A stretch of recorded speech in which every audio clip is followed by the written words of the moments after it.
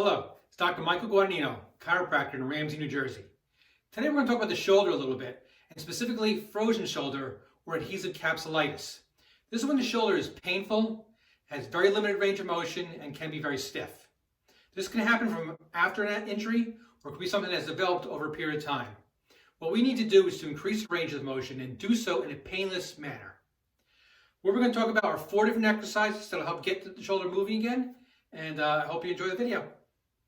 The first exercise we're going to talk about is the pendulum exercise. This is what I recommend to my patients in the very beginning.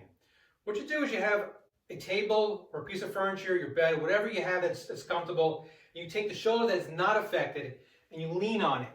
You take the affected shoulder and kind of just let the arm just hang like a pendulum. And what you want to do is to coax the arm with your body to form a clockwise circle. You don't want to be moving your arm like this. You want to just let the body kind of swing it like a pendulum. Get it to do that motion. What you do is you do that for 30 seconds. And as large as you can go without pain. This should be a painless exercise. If you get pain at this level, don't go that level. Go a little bit slower, a little bit smaller. This should be, again, completely painless. So what we do is we do 30 seconds in the clockwise manner, in a painless arc, and then we stop and we do 30 seconds in a counterclockwise pattern. Again, completely painless, blink to the point just before there's any discomfort. And what I ask people to do is to try to do this 10 times a day. 30 seconds clockwise, 30 seconds counterclockwise creates one set. We want to do 10 of those sets during the course of the day. Be morning, afternoon, night. Just try to get that in and do it in a painless arc. Our second exercise is called the wall walking exercise for obvious reasons. What you do is stand next to a wall. I'm lucky enough to have a lolly column down here. So what I do is you stand, you do it facing the wall or to the side of the wall, depending on which way the arm is injured, which would create a motion in this direction to sideways, and forward would create motion in this direction. What we're going to do is we're going to take the hand and put it on the wall and slow and deliberately walk your fingers up the wall.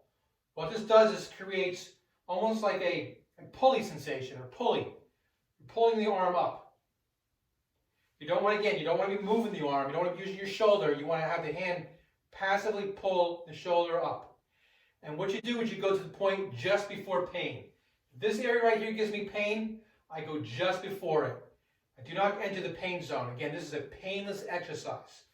And we do nice and slow. It's going to take a while to do. You sit here and just walk and walk and walk. When you get to a high point, you hold out for a count of 5, and then you walk it down. You don't just drop it down, you walk it down. It's the equivalent to someone taking your arm and kind of moving it passively up and passively down. What I ask my patients to do is to do it 10 times. Nice and slow, up, nice and slow, all the way down. It's going to take a while. You could do it forward, and the same thing doing it sideways. Nice and easy, just walk and walk and walk. Pain, stay just below it. Bring it to the point just before pain, hold it for 5 seconds, and then bring it down. Just like the pendulum exercise, I'm going to ask you to do this 10 times a day. Again, anytime during the course of the day, do once up and down is one of them. You want to do 10, and then do 10 times during the course of the day. Okay, our third exercise is called the cross body stretch. What we do is we take the affected shoulder and the side with the good shoulder. And the side with the good shoulder comes around and contacts the elbow. What we're looking to do is we're looking to bring in this type of a motion. Now, if you have a lot of pain, a lot of discomfort still early on, a lot of stiffness, you can only go to here, that's fine. There's no reason to push it. We want to do this right. We want to listen to your body and let your body heal properly. So what we do is we bring it to the point just before pain. Again, we're doing this painless. Just before pain, we hold that for 20 seconds. And then we bring it down. We bring it back again. And we're doing this 5 times. Hold it for a count of 20 seconds. And then bring it down. So again, we're doing 5 times for 20 seconds. Again, we're going to try to do this 10 times a day.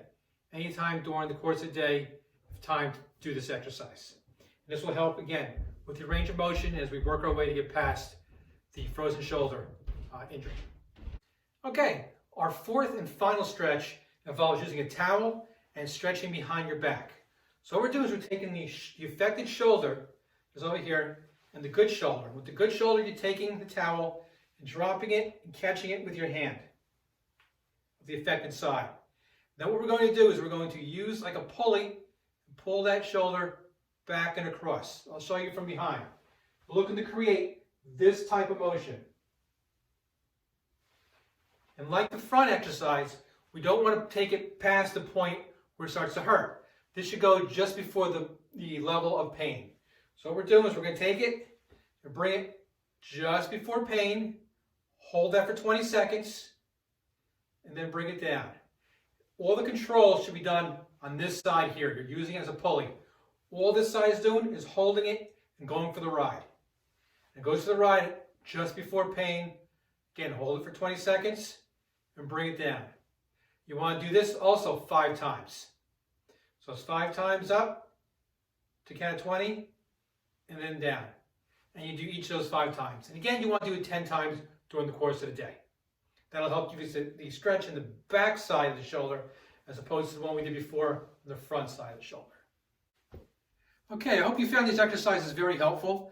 They're really good stretches for frozen shoulder, which is also known as adhesive capsulitis.